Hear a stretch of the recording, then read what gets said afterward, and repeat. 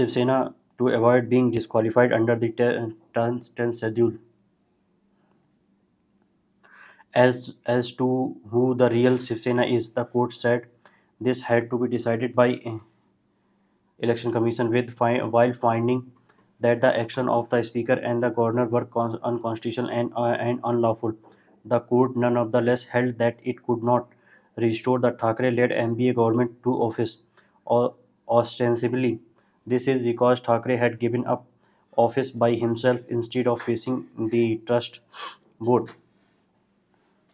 However, even if he had been restored to office by the court, a new set of constitutional issues would have arisen under the Speaker disqualifies them. The Shinde faction's MLAs can still vote, and the Uddhav Thackeray government would have immediately become a minority government. Even if the Speaker had immediately disqualified term, that would still not mean that the MBA enjoyed the majority in the House unless other parties also supported them. Supreme Court also recognized that its own earlier judgment in Navam Arabia versus Deputy Speaker in 2016 needed reconsideration by a larger bench since it allowed defecting MLAs to stymie the disqualification process by simply moving a no confidence vote against the Speaker himself.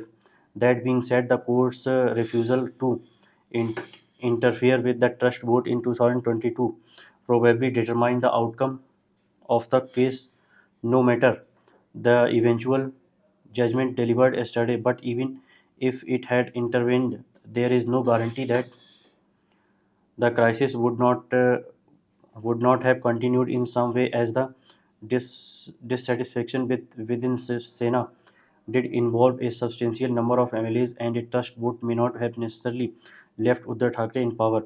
The common point from these two judgments is that the functioning of governors and LGs appointed and the repeated toppling of elected governments have put federalism under undue stress. Federalism is not a principle to be adopted and abandoned at convenience. It is essential to maintaining the unity in diversity embedded in the Constitution. Asymmetry and power. The Hindu. The Supreme Court ruling on services is a boost for representative governments in Delhi. Asymmetric federalism has been a positive feature of India's polity, but even the most pragmatic arrangement may not always guarantee harmonious relations between the center and its constituent units.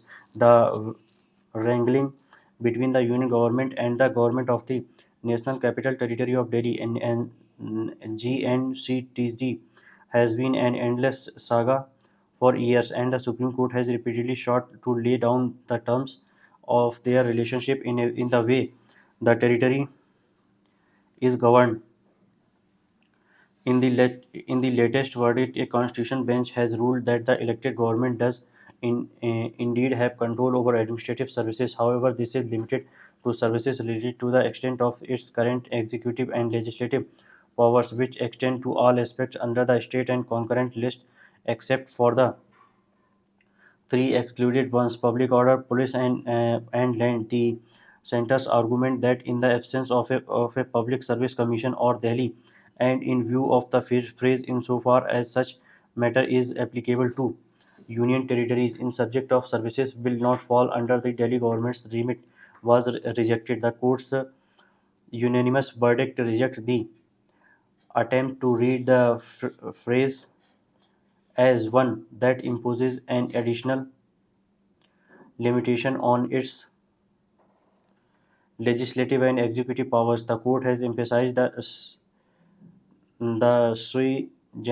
generis nature of Delhi so that its union territory status is not used to limit the role of the elected government. The five-judge bench ruling again underlines the principles that a representative regime should not be undermined by an unelected administrator.